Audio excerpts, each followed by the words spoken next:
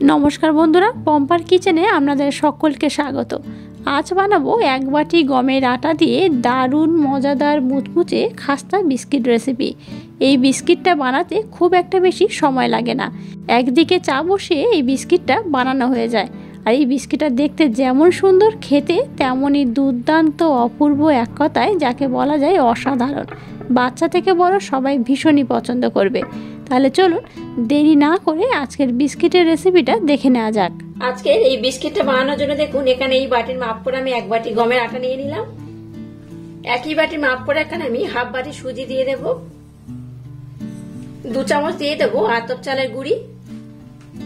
সুজি আর এই আতপ চালের গুঁড়ি দিলে বিস্কিটটা কিন্তু খুব মুচমুচে হয়। খুব বেশি চালের গুঁড়ি দেওয়ার দরকার নেই, এই 2 চামচ দিলেই হবে। এবারের মধ্যে দেখুন হাফ চামচ লবণ দিয়ে দেব।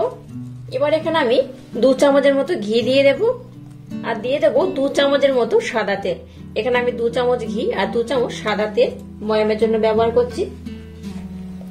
এবার হাতের মাধ্যমে সমস্ত উপকরণ খুব ভালোভাবে ময়াম করে নেব। এইভাবে যদি একটু বেশি করে ময়ামটা দেন তাহলে কিন্তু বিস্কুটটা ভীষণ খাস্তা হবে।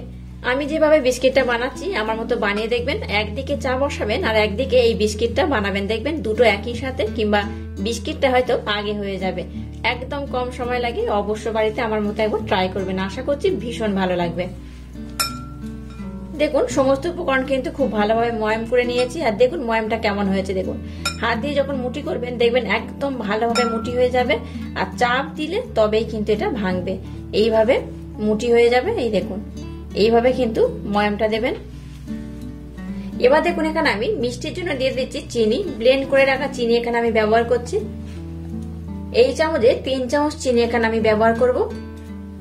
মিষ্টির পরিমাণটা আপনারা আপনাদের পছন্দ মতো ব্যবহার করবেন। যদি মিষ্টির পরিমাণ বেশি খান তাহলে কিন্তু মিষ্টির পরিমাণটা একটু বেশি দেবেন। 1 চামচ দিয়ে দেব সাদা তিল। তিল কিন্তু আপনারা একটু পরেও ব্যবহার করতে পারেন, আমি পরেও ব্যবহার করব, কিন্তু এই পর্যায়ে এখানে আমি 1 চামচ সাদা তিল দিয়ে দিলাম।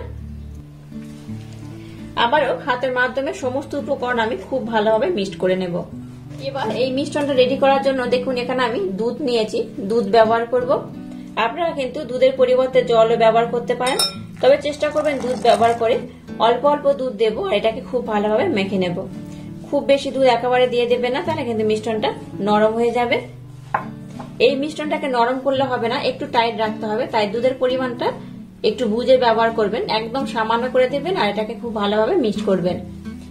এটা মিক্স করার পর আমি আপনাদের দেখাচ্ছি মিশ্রণটা কেমন হবে। আবারও বলছি, আপনাদের হাতের কাছে দুধ না থাকলে দুধের পরিবর্তে জলও ব্যবহার করতে পারেন, তবে দুধ ব্যবহার করলে এই বিস্কুটের টেস্ট কিন্তু দ্বিগুণ বেড়ে যায়। দেখুন মিশ্রণটাকে একদম রেডি করে ফেলেছে আর মিশ্রণটার গা দেখুন কেমন হয়েছে। মিশ্রণটা কিন্তু খুব মসৃণ হলে হবে না, একদমই মসৃণ হলে হবে না। মিশ্রণটাকে কিন্তু একটু এইভাবে বানাতে হবে, একটু টাইট করে, তবেই কিন্তু বিস্কিটগুলো একদম খাস্তা হবে। এই মিশ্রণটা কিন্তু এইরকমই টাইট হবে, দেখে বুঝতেই পারছেন কতটা টাইট হয়েছে। আর এখানে কিন্তু সুজি ব্যবহার করেছি বলে এটাকে রেস্টে রাখার দরকার নেই, এটা মাখিয়ে সঙ্গে সঙ্গে কিন্তু বিস্কিট বানিয়ে নিতে হবে। তো যাই হোক, চলুন এবার নেক্সট স্টেপ শুরু করা যাক। এবার দেখুন ডোটাকে আমি নিয়ে নিয়েছি। ডোটা দেখতেই পাচ্ছেন কেমন হয়েছে, একটু ফাটা ফাটা হবে, এইরকমই কিন্তু হবে, তবেই কিন্তু বিস্কুটটা খাস্তা হবে। এবার এটাকে আমি বেলে নেব। এটাকে কিন্তু খুব ভালোভাবে বেলতে হবে। আর দেখুন ধারে ধারে কিন্তু এইরকম ফাটা ফাটা হবে, তার কিন্তু কোনো সমস্যা নেই। এরকম ফাটা ফাটা হলে তবেই কিন্তু বিস্কুটটা খুব খাস্তা হবে। তো যাই এটা বেলার পর আমি আপনাদের দেখাচ্ছি এটা কতটা মোটা বা কতটা পাতলা রাখলে আজকের বিস্কিটটা একদম পারফেক্ট হবে। দেখুন এটাকে আমি বেলে নিয়েছি, কিভাবে বেলেছি এবার দেখে নিন। দেখুন আমি দেখাচ্ছি, দেখুন কেমন হয়েছে। খুব মোটা নয় আবার খুব পাতলা নয়, তুলনামূলক একটু মোটা, এইভাবে রাখতে হবে।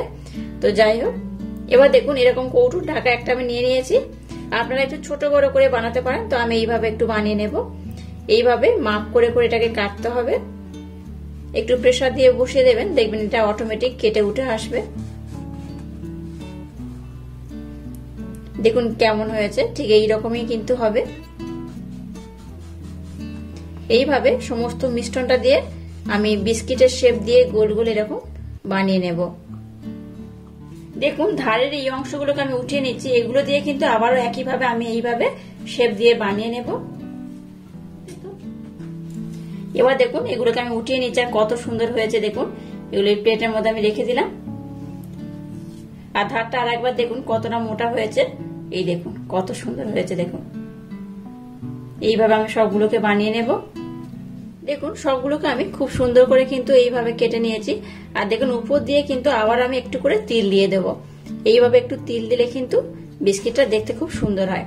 আচ্ছা, আপনারা চাইলে কিন্তু এই বিস্কিটটাকে ডিজাইনও করতে পারেন, তবে আমি এটাকে নর্মাল রাখবো। নর্মাল রাখলেও কিন্তু দারুণ দেখতে লাগে। আপনারা এখানে কোন রকম চামচ ব্যবহার করে বা ছুরির মাধ্যমে একটু দাগ দাগ করেও কিন্তু কাটতে পারেন। আমি জাস্ট নর্মাল রেখে দিলাম। এবার হাত দিয়ে তিলগুলোকে এইভাবে একটু চেপে বসিয়ে দেব। চলুন এবার বিস্কিটগুলোকে ভেজে নেওয়া যাক। এবার দেখুন গ্যাসটা জেলে দিয়ে একটা কড়া বসিয়ে কড়ার মধ্যে তেল দিয়ে তেলটাকে মিডিয়াম গরম করে নিয়েছি। এবার বিস্কিটগুলোকে এর মধ্যে আমি দিয়ে দেব। তেলটাকে খুব বেশি গরম করবে না, তাহলে কিন্তু বিস্কিটগুলো খুব তাড়াতাড়ি বাইরে থেকে পুড়ে যাবে আর ভিতরে কিন্তু কাঁচা থাকবে। এবার একটা কড়াতে যতগুলো ধরবে আমি ঠিক ততগুলো দিয়ে খুব ভালোভাবে ভেজে নেব। এবার গ্যাসের ফ্লেমটাকে একদম লো রেখে এটাকে উল্টে পাল্টে একটু ভালোভাবে লাল লাল করে ভেজে নেব। দেখুন বিস্কিটগুলোকে কিন্তু আমি বেশ লাল লাল করে ভেজে নিয়েছি। এর থেকে আর বেশি লাল করব না। দেখতেই পাচ্ছেন কেমন কালার হয়েছে। আমি আপনাদের দেখাচ্ছি, দেখুন কেমন কালার হয়েছে। এই দেখুন, দেখলেন তো কেমন কালার হয়েছে? খুব সুন্দর কালার এসছে। তাই এটাকে আর বেশি লাল করা যাবে না। এবার এটাকে আমি উঠিয়ে নেব। গ্যাসটাকে আমি বন্ধ করে দিলাম। এবার বিস্কিটগুলোকে আমি উঠিয়ে নেব। দেখুন বিস্কিটগুলো একদম রেডি হয়ে গেছে। আর দেখলেন তো চার আগেই কিন্তু এই বিস্কিটগুলো বানানো হয়ে যাবে। বিস্কিটগুলো দেখুন কতটা খাস্তা, কতটা মুচমুচে হয়, দেখতেই পাচ্ছেন। আর আওয়াজটা শুনুন কতটা সুন্দর। এই দেখুন, দেখতেই পাচ্ছেন আওয়াজটা কেমন হয়েছে, মুচমুচে একদম। চার সাথে কিন্তু দারুণ লাগে বিস্কিটটা। আমি একটা ভেঙে দেখাচ্ছি আপনাদের। দেখলেন তো, এটাকে যদি আর একটু বেশিক্ষণ ধরে রেখে দেন তাহলে কিন্তু আরো মুচমুচে হয়ে যাবে। যেহেতু একটু গরম রয়েছে তাই কিন্তু একটু তাও কম রয়েছে। আর একদম ঠান্ডা হয়ে গেলে দেখবেন একদম মুচমুচে হবে আর চায়ের সাথে জাস্ট জমে যাবে।